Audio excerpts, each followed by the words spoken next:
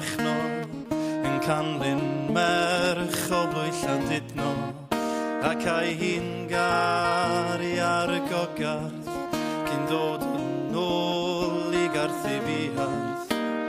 Roedd hi'n hogan iawn, ei thad yn rhedeg garej, hen fo iawn yn y bôn.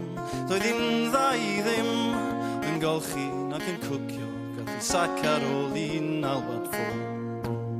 Os rwy'n yn gwrando, mae'r gŵr o Ben Machno sio graig ei ffeindio sydd rhaid.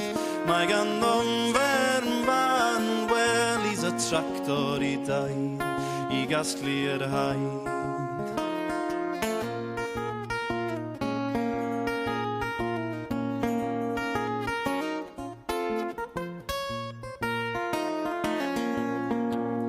Fe aeth I gar I ochrau Lerpwl heb feddwl dim y cae o drwbl a doedd y daith fel ar y dechrau yn poeni'n dim ar wr y llethre.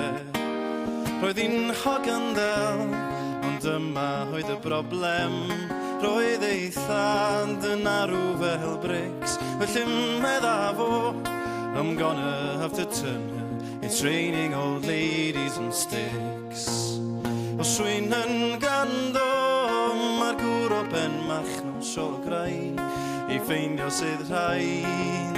Mae ganddo'n fern fan welis y tractor I daid I gasglu'r haid.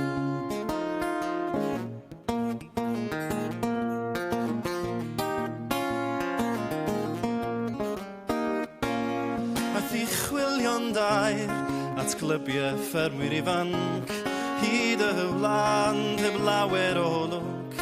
Felly nôl yr aeth a'i gynffon rhwng ei goesau ac yntyd I chwythu ei blwc.